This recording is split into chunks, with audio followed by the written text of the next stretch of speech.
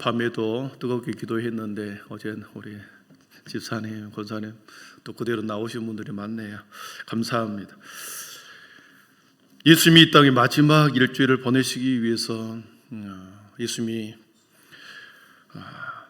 예루살렘 성전에 입성하심으로부터 마지막 일주일을 사시죠. 초라한 왕의 입성처럼 보였으나 예수님은 평강의 왕으로, 그리고 성전의 진정한 주인으로 그렇게 모든 사람들에게 환영과 함께 입성하는 것을 보았습니다. 이 땅의 예루살렘 성전으로 들어가셔야만, 그곳에서 온전히 번제로 드려져야만 예수님이 온 인류를 향한 하나님의 뜻을 이룰 수 있었기 때문에 앞장서서, 무리들보다 앞장서서 성전으로 이렇게 들어간 것을 주일날 보았습니다. 그리고 어제 첫날 월요일날 아침에 예수님이 가장 먼저 한 일은 성전을 정화하는 것이었죠. 구습과 악패를 철폐하는 것이었습니다. 오랜 세월 동안 먼 곳에서부터 온 순례자들의 편의를 제공한다는 명목으로 성전에서 짐승을 팔았습니다. 재물을 팔았습니다. 그 재물을 판 목적은 무엇이었습니까? 대제사장 안나스 가문의 종교 지도자들의 배를 채워주는 탐욕의 장소로 성전이 변해버렸습니다. 성전이 탐욕의 장소, 한 사람, 한 특권층 종교 지도자들의 탐욕의 장소로 변해버리는 그 구습의 적폐를 청산하고 다시 성전을 회복하셔야 하는 주님의 마음을 어제 보았습니다. 성전은, 그래서 예수님께서 거룩한 분노와 우분을 통하여 매미하는 모든 자들을 몰아내고 성전은 거룩한 하나님의 몸이다 가르쳐 주시고, 성전의 기능은, 성전의 가장 중요한 기능은 만민이 기도하는 집이라는 것이었습니다. 성전의 핵심은 기도하는 집이다. 예수님께서 내 집은 만민이 기도하는 집이다 그랬지, 내 집은 선교하는 집이다 말하지 않았다 그랬습니다. 교육도 선교도 구제도 칭교도 봉사도 모든 것 중요하지만 성전에서 가장 중요한 것은 기도였다. 하나님과의 관계, 하나님과의 회복, 기도를 통하여 하나님과의 친밀한 교제를 원하시는 것이 하나님의 성전의 목적이었다는 거죠.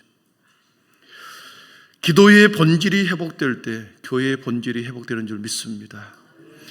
기도를 통해서 하나님과의 관계가 온전하게 회복될 때 나의 신앙과 거기에서부터 우리의 사명의 자리가 바로 서고 나에게 주신 하나님의 계획과 뜻이 하나님과의 바른 관계를 통해서 이루어지는 거죠.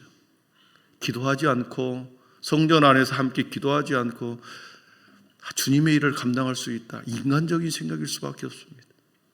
성전에서 기도하며 하나님의 뜻을 구하고 또 하나님과의 관계가 회복되는 그 회복을 통하여 우리가 삶의 자리에서 하나님의 선하신 뜻을 이루어갈 수 있는 것이죠. 그래서 성전의 가장 중요한 기능은 기도하는 것이다. 사랑하는 성도 여러분, 하나님에 대한 참 믿음이 없으면 기도하지 않습니다. 하나님에 대한 참 믿음이 없으면, 하나님에 대한 신뢰가 없기 때문에 기도하지 않는 거죠. 아무리 기도가 중요합니다, 중요로 기도해야 합니다, 함께 모여서 기도해야 합니다 해도 믿음이 없으면 기도할 수가 없습니다. 참 믿음을 갖고 있는 사람은 반드시 하나님과 계속 연합하기를 원하는 거죠. 하나님 앞에 붙어 있는 것을 좋아합니다. 하나님과의 연합은 오직 기도 외에 다른 방편을 우리에게 주시는 것이 없습니다. 교제를 통하여 하나님 앞에 나아가는다, 기도를 통하여서만 하나님과의 연합과 일치를 이룰 수 있습니다. 그래서 이 땅의 성전과 교회에 가장 먼저 회복해야 할 것은 성전의 거룩함인가 동시에 기도의 회복인 것을 어제 예수님께서 말씀해 주셨습니다. 여러분, 개인 기도도 중요하지만 함께 연합하여 합심으로 기도하는 것도 매우 중요합니다. 전도서 4장 12절을 한번 같이 읽어보겠습니다. 같이 읽어봅니다.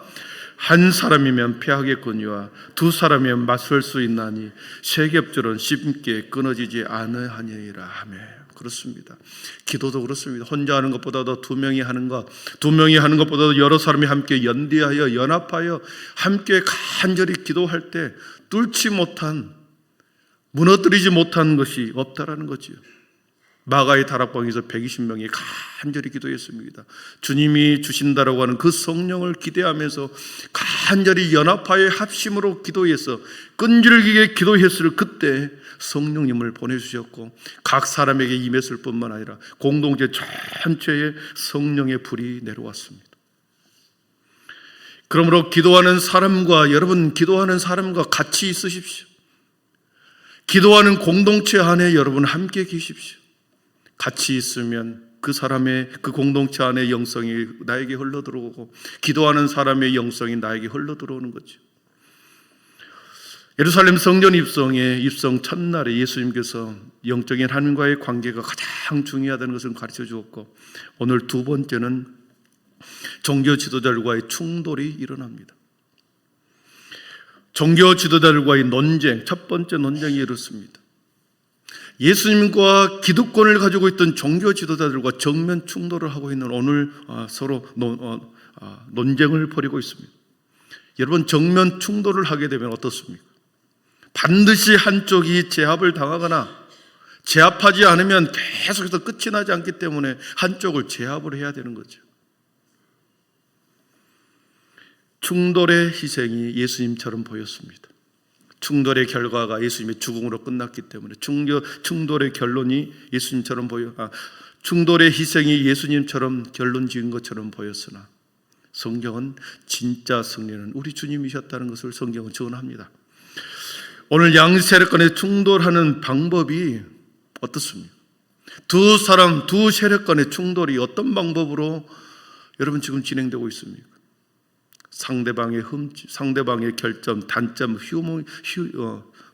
흠을 찾아내는 것입니다. 예수님의 인기는 하늘을 찌르고 올라가고 수많은 사람들이 열광하고 있을 때 종교 지도자들의 삶의 모습은 반대로 그들은 화려한 옷을 입고 화려하게 살아가다 해도 그들의 입지는 점점 좁아져 갑니다. 자신의 기득권이 위협을 당하죠. 그래서 예수님의 약점과 흠을 잡아서 종교 재판에 넘기려고 하는 음모와 계략, 사단의 계략이 펼쳐집니다. 논쟁의 핵심은 무엇인가? 예수, 너의 정체는 무엇이냐? 이것입니다. 예수, 너의 정체는 뭐냐? 오늘 말씀 23절에 보니까 성전에 들어가 가르치실세 대제사장들과 백성의 장로들이 나와 이르되 내가 무슨 권위로 이런 일을 하느냐? 누가 이 권위를 주었느냐? 성전의 주인이 주님이라는 것을 그들은 몰랐습니다. 성전에 들어가서 가르치고 있는 그 예수님에게 무슨 권위로 무슨 권한을 가지고 여기에서 말씀을 선포하느냐 이렇게 묻습니다.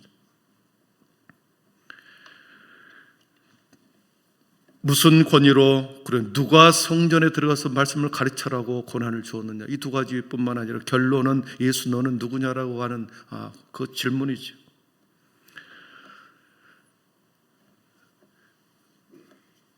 그때 예수님께서 24절에 그렇게 말하죠. 예수께서 대답하세요. 나도 한 말을 너에게 물으리니 너희가 대답하면 나도 무슨 권위로 이런 일을 하는지 이르리라 묻습니다. 만약 예수님께서 이 질문에 대해서 즉답을 했다고 하면은 계속해서 충돌은 일어날 것입니다. 만약 예수님이 내가 성전의 주인이고 하나님이 나에게 보냈기 때문에 내가 성전에서 말씀을 전한다, 하나님의 권위로 내가 여기 성전에서 말씀을 전한다, 이렇게 말을 했다고 하면 종교 지도자들은 신성모독죄로 바로 잡아갔을 것입니다. 또한 마찬가지로 예수님이 스스로 자신의 권위로부터 말씀을 선포한다고 한다면 하늘로부터의 권세가 아니라 내가 자신의 권위로부터 말씀을 전한다고 한다면 종교 지도자의 허락이 없이 여기서 말씀을 성전에서 가르쳤기 때문에 교회의 질서를 어지럽힌 자, 그리고 종교 질서를 어지럽힌 자로 종교 재판에 또 넘겨질 위기에 처해 있는 거죠. 그래서 예수님께서 즉답을 피합니다. 그 질문에 대한 곤란한 질문에 대해서 즉답을 피해버립니다. 여러분, 곤란한 질문을 당할 때 어떻습니까? 질문에 대한 답을 하는 것이 아니라 역질문을 통해서 상대방을 곤란하게 만드는 것이 이게 통상의 방법이죠. 산속에 어떤 현자가 있다는 사실을 알고 한 사람이 찾아갑니다. 그 사람이 얼마나 지혜로운지 한번 테스트하기 위해서 산속에 있는 현자를 한 사람이 찾아갑니다. 그 현자를 찾아가서 그의 이름을 부르면서 자기가 왔다는 것을 알립니다. 밖으로 나가는 그 순간에 찾아온 그 사람의 손에는 비둘기 한 마리가 잡혀 있습니다. 밖으로 나오려고 하는 그때 그 현자에게 묻습니다. 이 비둘기를 내가 날려보내겠습니까? 아니면 모가지를 비틀어 죽이겠습니까?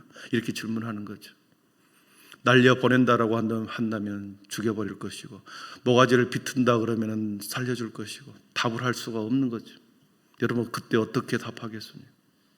이 현자가 방에서 나오는 그 순간에 한 발은 밖으로 내고 한 발은 방 안에 두고 그러면서 질문하는 거죠. 내가 지금 밖으로 나가겠습니까? 아니면 방에 머무르겠습니까? 밖에 나간다고 한다면 방에 나는 머무를 것이다 할 것이고, 방에 머무른다고 말하면 지금 나가는 중이라고 말할 것이기 때문에 예수님이 그런 지금 곤란한 질문을 당했을 때 이렇게 다시 묻습니다. 우리 25절을 한번 같이 읽어봅니다. 25절입니다. 요한의 세례가 어디로부터 왔느냐? 그들이 서로 의논하여 이르되 만일 하늘로부터라 하면 어찌하여 그를 믿지 아니하였느냐 할 것이요. 26절입니다. 내가 사람으로부터라 하면 모든 사람이 요한을 선지자로 여기니 백성이 무섭다 하여 그랬습니다. 하늘로부터 온 세례다 그러면 종교 지도자들 너희들이 하나님을 믿는다고 하는데 왜 세례 요한에게 가서 세례를 받지 않느냐? 그것이고, 그렇기 때문에 너희들은 하늘로부터 온 세례 요한의 세례를 받지 않는 너희들은 하나님을 믿지 않는 사람이 되어버린 것이고, 만약 세례 요한의 세례가 사람으로부터 났다고 한다면 많은 사람이 선지자로 인정하기 때문에 그를 따르는 제자들이 소동을 일으켜 도전해 올 것이기 때문에 무섭다. 무서움을 가지고 느껴서 여기 말하죠. 무섭다라고 표현을 합니다. 선지자로 여기니 백성이 무섭다 하여 종교지도자들이 대답을 못합니다. 이 논쟁을 통해서 깨닫는 두 가지 지혜가 있습니다. 첫째는 불신의 마음이 들어오면 영적인 눈이 가려진다는 겁니다. 영적인 부흥의 때 반대로 영적인 빈곤이 올 수 있다는 것을 말해줍니다. 예수님이 이 땅에 오셨습니다. 예수님이 이 땅에 하나님의 아들이 그 시대에 거기에 왔습니다. 얼마나 영적으로 부흥의 때를 맞이한 거 아니겠습니까? 하나님의 아들이 그 시대에 거기에 예루살렘 성, 이스라엘 땅, 팔레스타인 땅에 오신 것이죠.